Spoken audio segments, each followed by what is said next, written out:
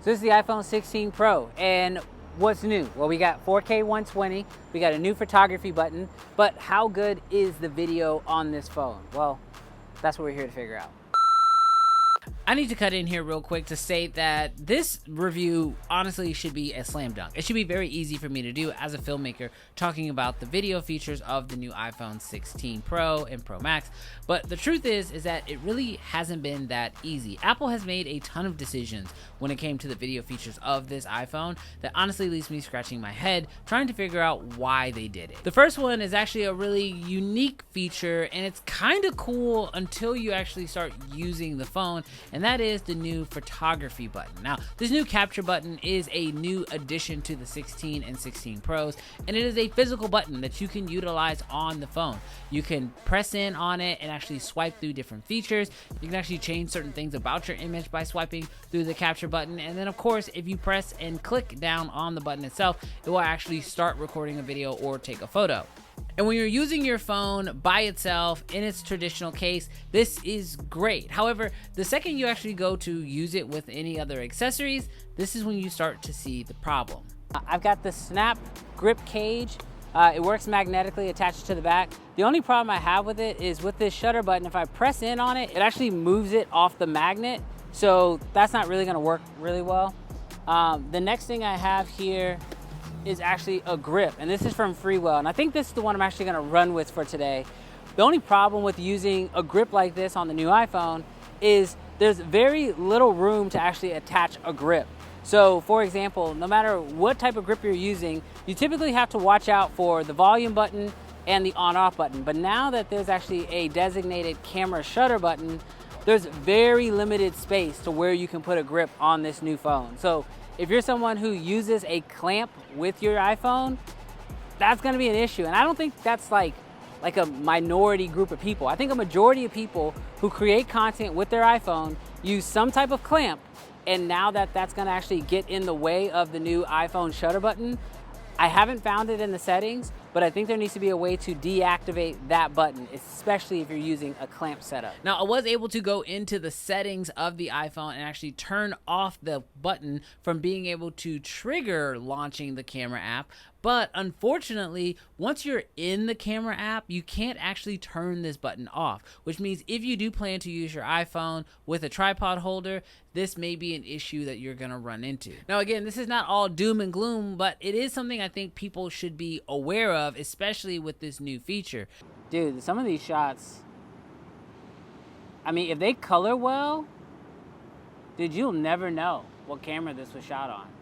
Cause this is like creating real bokeh or bokeh. And I know sometimes people will say, well, does any of this really matter? I mean, it's a phone at the end of the day. It's not a real camera. But personally, I think that the iPhone is actually way more powerful than people give it credit for. In fact, I shot this entire YouTube video on an iPhone, and people to this day comment saying that they can't believe that it was shot on iPhone. Now, obviously, you will already know if you go check out that video, but I think it is a case study to show that, yeah, you can make amazing stuff with just an iPhone, and this video performed very well on YouTube. Now, if you want to learn tips about how to shoot better video on the iPhone, because personally I think anybody can make videos that can garner this type of success on YouTube using their iPhone, then definitely check out the links down below in the description. I have an entire guide on how to shoot better video on your iPhone. Now, the truth is that when it comes to iPhone video, by far, my favorite iPhone that I've ever shot with has been the 15 Pro. I've had the 15 Pro Max for about a year, obviously, at this point, and I absolutely love the video quality out of it. And one thing that I love is that with the 16 Pro, you're basically getting the exact same quality. You're getting a lot of the exact same features, in fact. You're getting the log, you're getting 4K at up to 60 frames per second. You're also getting all of the HDR and all the amazing video features like action mode, slow motion, and those elements. But I know some of you guys are already probably going down to the comments because you think I got this wrong, but I didn't. Yes, the new 16 Pro does offer 4K at up to 120 frames per second, but that is with a huge asterisk. So a few things that I'm already finding in this phone that I don't necessarily love about the camera. The biggest one is 4K 120. So currently, if you shoot 4K 120, you can only do that with the main camera sensor. So you can shoot at 1x and 2x.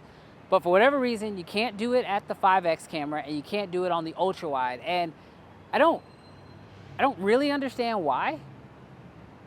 I feel like it wouldn't be that difficult to do, but yeah, currently 120 can't use it in those other lenses. Now, something else I found interesting about the 4K 120 is sort of how it works. Now, the truth is that whenever you're shooting in slow motion on an iPhone, most people tend to put the phone in slow motion mode. However, now whenever you're shooting at 4K 120 or 4K 60 for that matter, you don't actually have to be in slow motion. You can be in the main video feed. Now, this is where one of the newer features that Apple has brought to the new iPhone really comes into play.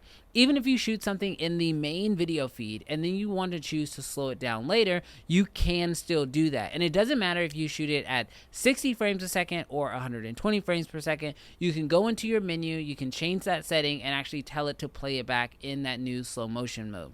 The only caveat here is that if you shoot at 120 frames per second, you can actually slow it down to 60, 30, or 24 frames per second. However, whenever you shoot at 60 frames per second, they do not let you play that back at 24 frames a second.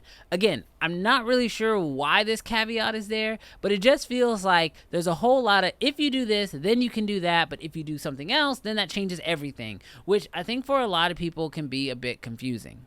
Another nice update that they did physically to the phone this year is if you were someone like me who bought the 15 Pro Max just because you wanted that 5x zoom, well, if you didn't really want the max size, now you don't have to get it. See, now you can actually get that 5x telephoto zoom lens on both sizes of the 16 Pro. Now, to review this phone, I wanted to do it in sort of two settings. As I've been showing throughout this video, showing you guys a little bit of the footage that I actually captured from it, I wanted to shoot it in a real life scenario where you're just using your phone to capture life. My son plays baseball, and so I took it with us to a local tournament and just captured some footage of the team just to see what it was like to use the phone. And then I also went out and actually shot a project with it. I wanted to shoot like a little mini doc and kind of really test out like the ultra wide camera, get a couple different shots, and see if I couldn't put together a quick little film. I'm Jarrell Peak, and I'm a local photographer here in Houston. What inspired me to go out and shoot street photography is I think sometimes as photographers, you can get caught in a rut shooting the same things, but whenever I want to get creative, street photography is where it's at. I think one of the biggest things that inspire me about street photography is you will never see the same thing twice. I think the art in Houston inspires me. When I literally go around the city and I see the murals and I see the graffiti, when I see the art installations, it literally makes me want to be creative. Sometimes as a photographer, you can kind of feel like imposter syndrome. You go on Instagram, you go on YouTube, and you see this incredible art. You even come down into Houston and you see all these different murals and you see like what we quote real artists. But what I love about getting out and shooting and creating is sometimes you discover something inside of you that you didn't even know that was there. Now, when it came to using the phone in real life scenario, like at a baseball game, capturing your family, this phone works phenomenally. I switched back and forth between capturing things in log and actually just letting Apple do the processing, and where yes, of course, every single time log is going to give you better performance. The truth is that in order to shoot in log, you do have to shoot in ProRes. That has not changed. And the truth is that when you're out shooting your family, you're probably not going to bring a hard drive with you. So this means that you're either going to have to stay at that 24 or 30 frames per second, or you're going to choose to go ahead and just shoot non-log in order to be able to get those higher frame rates. But for a quick clip here and there to serve and share on social media, I think it did a great job. Now, when I took the phone out to actually create a project with, I found that it was actually really inspiring to have the different focal lengths. I said this about last year's phone, but the difference between the ultra wide, the main camera, and the 5x telephoto zoom is a fantastic jump. I love switching between these different cameras because they give you such a unique look. Now, whenever you're actually capturing a film, when you have such a small sensor and so you're not really going to get a ton of depth in your shots, being able to drastically change your framing is what's going to help that video not look so stale and boring. That said, I will say when it came to the depth that you were able to create with this, I actually was pretty surprised. There was a few times with the ultra wide and with the main camera where I was able to actually get some real bokeh. None of this is being shot with cinematic mode. This is real bokeh being created from the slightly larger sensor in these phones compared to 13s, 12s, and on. So it's really nice to be able to create some of this imagery out of a phone. Now, while doing the dock test, I wanted to test a few things. First, the ultra wide, and honestly, I was pleasantly surprised. The ultra wide seems to be very good. This is one of the areas where Apple did a update. Full transparency, outside in broad daylight, I didn't really see that big of a difference in the ultra wide quality, but I will say it is still pretty good. The other thing that I wanted to test here was the slow motion. Now, I did shoot some clips in 120 in log 4K, and I'll be honest with you, I don't really think that the 120 frames in 4K really looked like amazing. Now, one thing I didn't do is I did not put any ND on this phone. I didn't try to actually add too many crazy accessories on there because at the end of the day, it is a phone, and I don't think most people are going to be doing that. And for those people who will be doing that, you probably already know what you're doing, so this video is not really for you.